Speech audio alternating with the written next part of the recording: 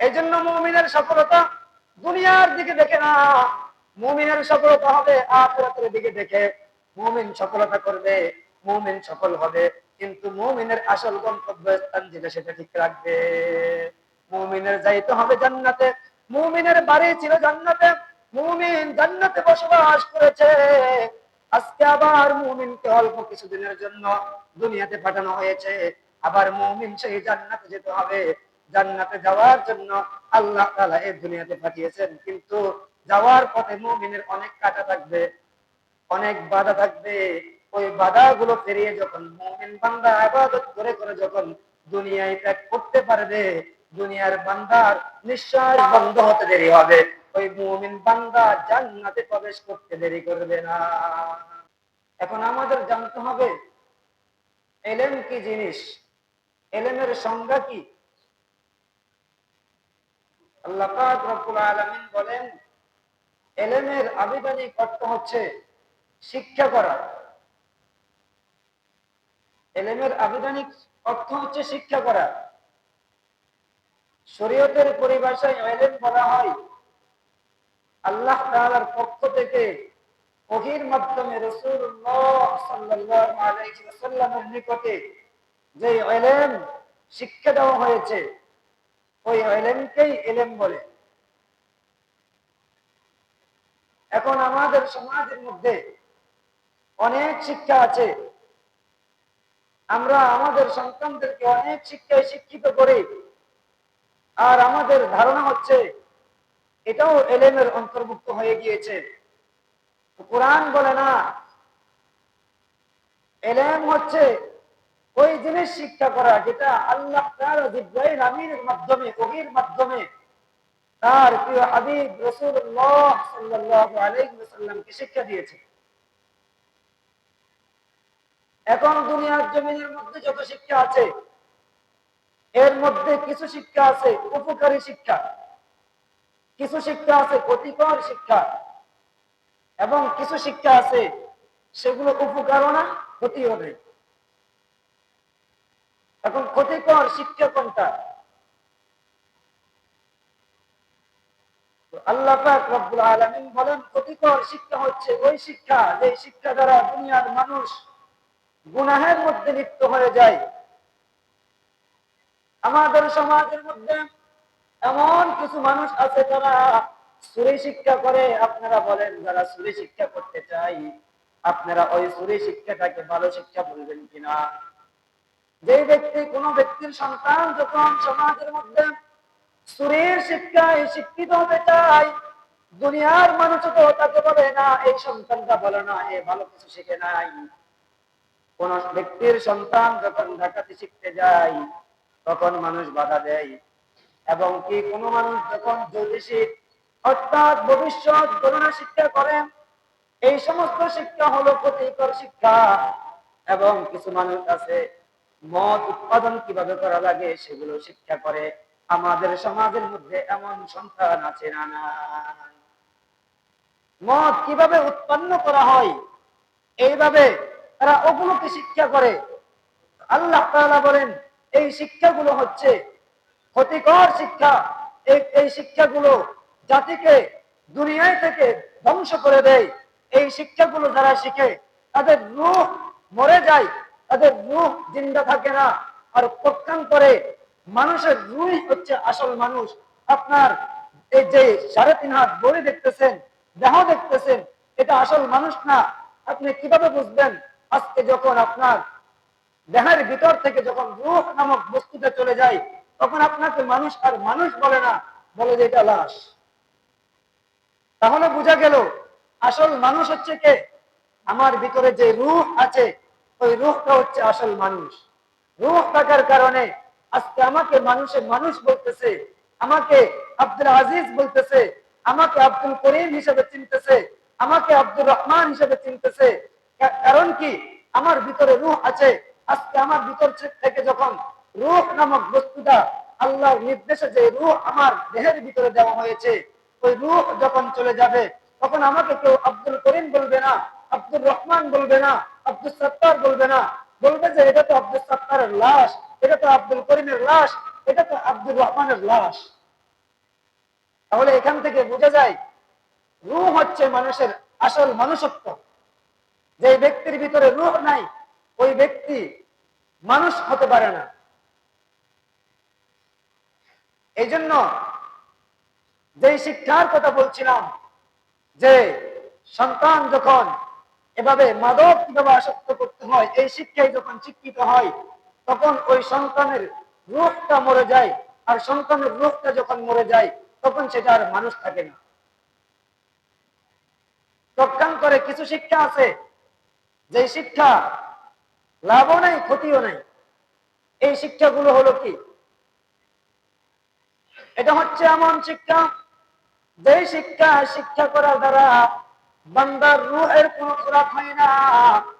যে শিক্ষা করার দ্বারা বান্দার দুনিয়ারও কোনো লাভ নাই, আখিরাতেরও কোনো লাভ নাই। এই শিক্ষা হলো অনর্থক শিক্ষা, সময় নষ্ট করা ছাড়া এটার কিছু হতে পারে না। পক্ষান্তর উপকারী শিক্ষা হচ্ছে আল্লাহ তাআলার পক্ষ থেকে যে ইলম নিয়ে এসেছে ওই ইলম কুরআন হাদিস শিক্ষা করাটাই হলো উপকারী শিক্ষা। পক্ষান্তরে আজকে আমাদের সমাজের মধ্যে যারা স্কুল কলেজ ভার্সিটির মধ্যে পড়ে ওই মানুষগুলো যখন এভাবে শিক্ষার সময় যদি ওই বান্দা নিয়ত করে রাখে আমি এই শিক্ষা শিখে আমি ডাক্তার হব, ডক্টর হব, ইঞ্জিনিয়ার হব, আর ডাক্তার ডক্টর ইঞ্জিনিয়ার হয়ে আমার আব্বা আম্মার খেদমত করব, আমি যখন ডাক্তার হব আমার সমাজের মানুষের খেদমত করব, আমি যখন ডাক্তার হব আমার মহল্লার মানুষের উপকার করব, আমি যখন ইঞ্জিনিয়ার হব আমি আমার জনগণের মানুষের উপকার করব। যখন বান্দা এই নিয়তে স্কুল কলেজ ভার্সিটিতে পড়ে ডাক্তার হবে এই শিক্ষাও বান্দার উপকারী শিক্ষা হবে, এই শিক্ষাও আল্লাহ তাআলার ইবাদত হবে, এই শিক্ষাও বান্দাকে কাল কিয়ামতের ময়দানে জান্নাত পর্যন্ত পৌঁছায়া দিবে। তাহলে যদি বান্দা এই নিয়ত না করে ডাক্তার হয়েছে শুধু টাকা ইনকাম করার জন্য, ডক্টর হয়েছে শুধু টাকা ইনকাম করার জন্য, ইঞ্জিনিয়ার হয়েছে শুধু টাকা ইনকাম করার জন্য, দুনিয়ায় উপার্জন করার জন্য, বান্দা যদি শুধু এই শিক্ষাগুলো শিখে এই শিক্ষা দ্বারা বান্দাকে জান্নাত পর্যন্ত পৌঁছাবে না। বান্দা যখন দুনিয়ার শিক্ষা শিখবে বান্দা ডাক্তার হবে, ডক্টর হবে, ইঞ্জিনিয়ার হবে, দুনিয়ার আরো যত কিছু আছে সব শিক্ষায় বান্দা যখন শিক্ষিত হবে, কিন্তু বান্দার নিয়ত যখন থাকবে আমি এই শিক্ষা শিখে আমার জাতির জন্য আমি কিছু করব, আমার মুসলমান ভাইদেরকে আমি উপকার করব, আমি আমার আব্বার খেদমত করব, আমার খেদমত করব, আমি সমাজের খেদমত করব, এই নিয়তে যখন বান্দা দুনিয়ার শিক্ষা শিখবে, এই নিয়তে যদি বান্দা দুনিয়ার কোন শিক্ষা শিখে এই শিক্ষা বান্দার ইবাদতে পরিণত হয়ে যাবে। তাহলে এখানে আমরা তিন ধরনের শিক্ষার কথা জানতে পারলাম। একটি শিক্ষা হচ্ছে যেটি ইলম আল্লাহ তাআলার পক্ষ থেকে রাসূলুল্লাহ সাল্লাল্লাহু আলাইহি ওয়াসাল্লামকে শিক্ষা দেওয়া হয়েছে, সেই শিক্ষা হলো ইলমের শিক্ষা, এই শিক্ষা হলো আসমানি কোরআনের শিক্ষা, এই শিক্ষা হলো জাতির উপকারী শিক্ষা। আর এক ধরনের শিক্ষা হয়েছে যে শিক্ষা শিখলে আমাদের সমাজ নষ্ট হয়ে যাবে, যে শিক্ষা শিখলে আমাদের সমাজ ধ্বংসের দিকে চলে যাচ্ছে, যে শিক্ষার কারণে সমাজের যুব সমাজ নষ্ট হয়ে যাবে, সমাজের নারী পুরুষ সব একত্রিত হয়ে যাবে, এই শিক্ষাকে হাদিসের ভাষায় বলা হয়েছে এই শিক্ষা হচ্ছে জাতির জন্য ক্ষতিকর শিক্ষা। আরেক ধরনের শিক্ষা যেটা জাতির ক্ষতিও করবে না উপকারও করবে না, সেটা হচ্ছে যে আমরা স্কুল কলেজের মধ্যে অনর্থক পড়াশোনা করতেছি, আমাদের কোনো উদ্দেশ্য নাই, আমাদের কোনো নিয়ত নাই, এই সমস্ত শিক্ষা হচ্ছে অনর্থক শিক্ষা। এই জন্য একজন মুমিনের অনর্থক কোনো সময় নষ্ট করতে পারে না। একজন মুমিন অপকারী শিক্ষা শিখতে পারে না। একজন মুমিনের সময় অনর্থক নষ্ট করতে পারে না। একজন মুমিনের আসল উদ্দেশ্য হচ্ছে বান্দা কিভাবে জান্নাতে যাবে, একজন মুমিন কিভাবে জান্নাত পর্যন্ত পৌঁছতে পারবে। আর আল্লাহ তাআলা কোরআন কারীমের মধ্যে বলেন ফাকাদে ফাজ, যে ব্যক্তিকে কাল কিয়ামতের ময়দানে জান্নাত দেওয়া হবে ওই ব্যক্তির মতো সর্বোচ্চ সফলতা আর পৃথিবীর জমিনে কেউ হতে পারে না। সুতরাং আজকে আমরা যাকে শিক্ষিত মনে করি, আজকে আমরা যাকে সফলতা মনে করি সেটা সফলতা হতে পারে না। আজকে আমরা যেটাকে সফলতা মনে করি হতে পারে এই সফলতা কিয়ামতের ময়দানে আমাকে জাহান্নামের দিকে নিয়ে যাবে। আজকে আমি মনে করি আমার সন্তান এখন ডাক্তার হয়ে গিয়েছে, আমার সন্তান সফল হয়ে গিয়েছে, আমার সন্তান ইঞ্জিনিয়ার হয়ে গিয়েছে, আমার সন্তান সফল হয়ে গিয়েছে, আমাদের সমাজের অমুকের সন্তান ডক্টর হয়েছে, ওই সন্তানটা এভাবে সফল কাম হয়ে গিয়েছে। কিন্তু রব্বুল আলামিন বলে না, একজন মুমিনের পরিপূর্ণ সফলতা তখন আসবে যখন বান্দাকে জাহান্নাম থেকে বাঁচিয়ে বান্দাকে জান্নাতে দেওয়া হবে, তখন একজন মুমিনের চূড়ান্ত সফলতা হতে পারে। তাহলে একজন মুমিনকে আল্লাহ তাআলা কেন সৃষ্টি করেছেন? একজন মুমিনের উদ্দেশ্য থাকবে কি? একজন মুমিনের সব সময়ের উদ্দেশ্য থাকবে, আল্লাহ তাআলা কুরআনুল কারীমের মধ্যে বলেন, আমা খালাকাতুল জিন্না ওয়াল ইনসা ইল্লা লিয়াবুদুন। একজন বান্দা, আমি ও দুনিয়ার মানুষ শুনে রাখো, আমি জিন জাতি এবং মানব জাতিকে সৃষ্টি করেছি একমাত্র আমার গোলামি করার জন্য। শুনে রাখো, শুনে রাখো। রাসূলুল্লাহ সাল্লাল্লাহু আলাইহি ওয়াসাল্লাম হাদিস শরীফের মধ্যে বলেন, আদ-দুনিয়া খুলিকাত লাকুম, এই দুনিয়ায় সৃষ্টি করা হয়েছে বান্দা তোমাদের জন্য। এই দুনিয়ায় কার জন্য সৃষ্টি করেছেন? আদ-দুনিয়া খুলিকাত লাকুম, এই দুনিয়ায় সৃষ্টি করা হয়েছে বান্দাদের জন্য। এই দুনিয়ায় সৃষ্টি করা হয়েছে মানুষের জন্য। প্রজ্ঞান করে মানুষকে সৃষ্টি করা হয়েছে আখিরাতের জন্য। প্রজ্ঞান করে একজন মুমিন চিন্তা করবে, একজন মুমিনের উদ্দেশ্য থাকবে সে কিভাবে আখিরাতকে সুন্দর করা যায়। হাদিস শরীফের মধ্যে রাসূলুল্লাহ সাল্লাল্লাহু আলাইহি ওয়াসাল্লাম বলেন, আদ-দুনিয়া মাজরাতুল আখিরাহ, আদ-দুনিয়া মাজরাতুল আখিরাহ, এই দুনিয়ায় হলো বান্দা আখিরাতের ফসল করার জায়গা।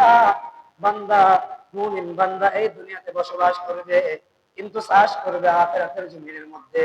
এই দুনিয়ার মধ্যে বান্দা 60, 70, 80 বছর বান্দাকে হায়াত দিয়েছি, দেখি আমার এই বান্দা এই দুনিয়ার 60, 70, 80 বছর পেয়ে অনন্ত জীবনের জন্য সকল কাম হতে পারে কিনা, চাই বান্দা আখিরাতকে সুন্দর করে আবার আমার কাছে আসতে পারে কিনা, সেই পরীক্ষা করার জন্য আল্লাহ তাআলা বান্দাকে দুনিয়াতে সৃষ্টি করেছে।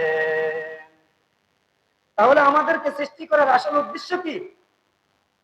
আসল উদ্দেশ্য হচ্ছে, আল্লাহ তাআলার উদ্দেশ্য হচ্ছে আমার এই বান্দাগুলো দুনিয়াতে থেকে আমার গোলামি করবে, দুনিয়াতে থেকে আমার এই বান্দাগুলো আমি রব্বুল আলামিনকে আল্লাহ বলে রাখবে। দুনিয়াতে থেকে আমার এই বান্দাগুলো আমার কোরআন যেভাবে বলেছে, আমার রাসূল হাদিস শরীফের মধ্যে যেভাবে বলেছে, আমার প্রেরিত রাসূল হাদিস শরীফের মধ্যে যা বলেছে, আমার বান্দা যদি ওইভাবে চলতে পারে, কোরআন অনুযায়ী নিজের জীবন যাপন করতে পারে, দুনিয়ার 60, 70, 80 বছর পর্যন্ত আমার বান্দা দুনিয়াতে কষ্ট করতে পারে। যখন বান্দার হায়াত শেষ হয়ে যাবে, দুনিয়ার হায়াত থেকে যখন বান্দা পরকালে আসবে, পরকালে আসতে দেরি হবে, বান্দাকে আমি পুরস্কারে পুরস্কৃত করতে দেরি করব না। সুবহানাল্লাহ। তাহলে আল্লাহ তাআলার পুরস্কার কি হবে? আমরা আল্লাহ তাআলাকে বলছি, আল্লাহ আপনি আমাদেরকে সৃষ্টি করেছেন আপনার গোলামি করার জন্য, আপনি আমাদেরকে একমাত্র আপনার গোলামি করার জন্য সৃষ্টি করেছেন। এখন আমরা প্রশ্ন করলাম, আমরা যদি আপনার গোলামি করি, আমরা যদি আপনার ইবাদত করি, আপনার পক্ষ থেকে আমরা কি পাবো? আপনার পক্ষ থেকে পুরস্কার হিসেবে আপনি কি দিবেন? আমরা মানুষ হয়ে আল্লাহকে প্রশ্ন করলাম, তখন আল্লাহ তাআলা বলেন, ইন্নাল্লাযীনা আমানু ওয়া আমিলুস সালিহাত কানাত লাহুম জান্নাতুল ফিরদাউসি নুজুলা। নিশ্চয়ই কোন বান্দা যখন ঈমানের সাথে ইবাদত করবে, আমার গোলামি করবে, শর্ত লাগিয়েছি ঈমান আনতে হবে।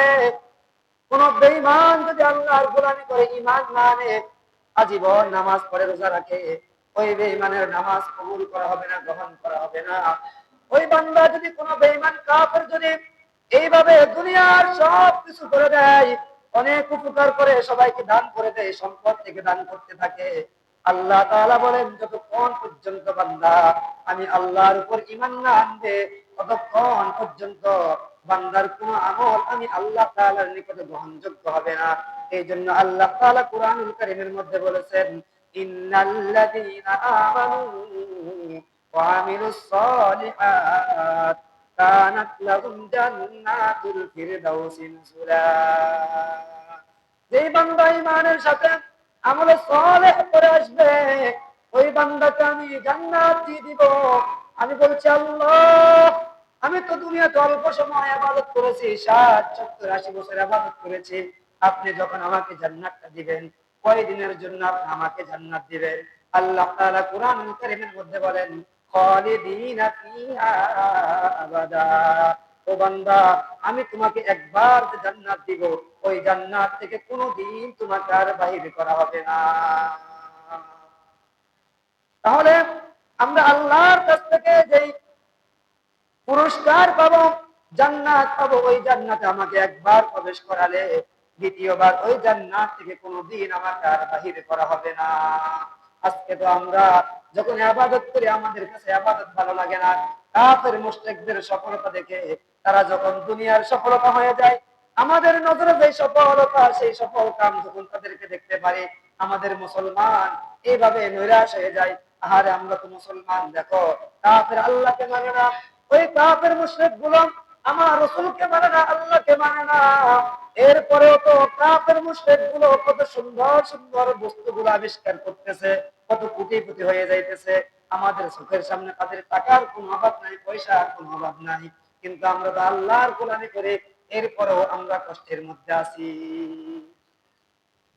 তখন আল্লাহ তাআলা যেন বান্দাকে, মুমিন বান্দাকে ডেকে বলতেছেন, ও মুমিন বান্দারা শুনে রাখো, আমি তোমাদেরকে কত বড় সফলতা দিয়েছি, শুনে রাখো।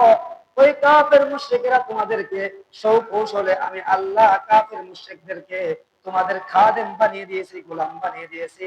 তোমরা দুনিয়ার জমিনে তাকিয়ে দেখো, ওই যে গাড়িগুলো আবিষ্কার করেছে, গাড়িগুলো কারা আবিষ্কার করেছে? একজন কাফের মুশরিকরা মোটর গাড়ি আবিষ্কার করেছে।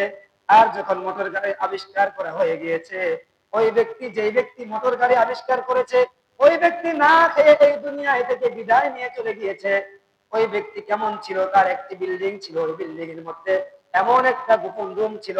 ওই রুমের মধ্যে ব্যক্তি যখন ছিল, থাকার সময় ওই ব্যক্তি একটি কুকুরকে নিয়ে গিয়েছে। ওই রুমের ভিতরে যখন ঢুকে, ভিতর থেকে বাহিরে আওয়াজ হয় না, বাহির থেকে ভিতরে কোনো আওয়াজ আসে না, এমন একটি রুমের মধ্যে বিশ্রাম করতেছে। তার সঙ্গে তার যখন কুকুরটাকে নিয়ে গিয়েছে, কুকুরটা বাহিরে থেকে গিয়েছে, ওই মানুষটা ভিতরে চলে গিয়েছে। ভিতরে গিয়ে যখন বিশ্রাম করতেছিল, হঠাৎ করে কুকুরটা বাহিরের মধ্যে খেলাধুলা করতেছে। এমন একটা সময় চলে আসছে, কুকুরের আওয়াজের কারণে, কুকুরের দুষ্টামির কারণে ওই ব্যক্তির বাহিরের সিটকারিটা আটকে গিয়েছে, এভাবে দরজাটা লক হয়ে গিয়েছে। এরপরে ওই বান্দা যখন দুপুরের খাবারের সময় হলো, দরজার মধ্যে নক করতেছে, নক করতেছে, কিন্তু এমন একটা দরজা, ওই ভিতরে তো ঢুকার কোনো সুযোগ নাই, কেউ আওয়াজও শুনে না। এই জন্য দুনিয়ার সমস্ত মানুষ তাকে খুঁজতেছে, কিন্তু সে তার গোপন কেন্দ্রে আটকে গিয়েছে, ওখান থেকে বাহির হওয়ার কোনো সুযোগ ছিল না। এমনকি ওখানের মধ্যে দুপুর গেল, রাত্র গেল, বিকাল গেল, এরপরে যাইতে যাইতে কিছুদিন পরে ওই বান্দা মরে, ওই এই দুনিয়ায় থেকে চলে গিয়ে ওই রুমের মধ্যে মরে পচে গিয়েছে। হঠাৎ একদিন তার একজন কর্মচারী ওই রুমের সামনে গিয়েছে। যখন ওই রুমের সামনে থেকে দুর্গন্ধ আসতেছে, কি আসতেছে? ওই রুমের বাহির থেকে, দরজার বাহির থেকে দুর্গন্ধ আসতেছে। হঠাৎ কর্মচারী চিন্তা করলো, এই দুর্গন্ধ কোথায় থেকে আসতো? তদন্ত করে দেখে যে এই রুমের মধ্যে থেকে দুর্গন্ধ আসতেছে। তখন রুমটাকে যখন খুলছিল, যখন দরজা খুলে ভিতরে গিয়েছিল, আশ্চর্য ধরনের কারবার দেখেছে, আশ্চর্য হয়ে গিয়েছে। হায়, যাকে দুনিয়ার সমস্ত মানুষ খুঁজতেছে, ওই ব্যক্তি এখানে মরে পুষে গিয়েছে।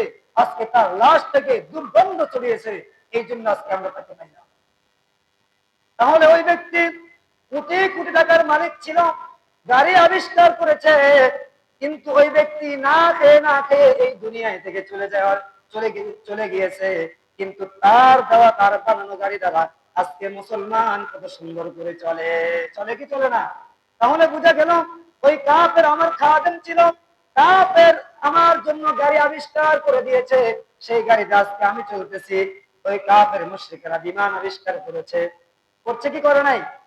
এমন একটা সময় ছিল, মানুষ হজে যাওয়ার জন্য 6 মাস 7 মাস লেগে যেত। এরপরে বান্দা আসা যাওয়ায় 1 বছর 1.5 বছরের মতো লেগে যেত। যাইতো কি যাইতো না? জাহাজ পথে মানুষ হজ করার জন্য যাইত। আমরা যদিও দেখি নাই, শুনেছি। এরপরে কাফেররা বিমান আবিষ্কার করেছে।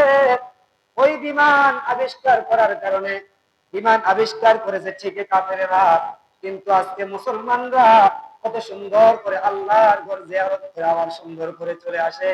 হজ করতে মাত্র যাইতে 6 ঘন্টা লাগে, আসতে 6 ঘন্টা লাগে। সেই 1.5 বছরের পথকে আজকে আমাদের জন্য সহজ করে দিয়েছে। মাত্র 6 ঘন্টা, 6 ঘন্টা করে 12 ঘন্টায় আমি মক্কা মদিনা সফর করে আবার আমার নিজের দেশে চলে আসতে পারি। তাহলে এখান থেকে বুঝা যায় ওই কাফের আমার খাদেম ছিল। এই জন্য আল্লাহ তারা এই জন্য এটাই বুঝাইলেন, বান্দা দুনিয়ার কাফেরদেরকে, মুশরিকদেরকে আমি মুমিনের খাদেম বানিয়ে রেখেছি। সুকৌশলে কাফেররা মুমিনের খেদমত করে যাচ্ছে, কিন্তু মুমিন মনে করে তারা সফল কাম হয়ে গিয়েছে।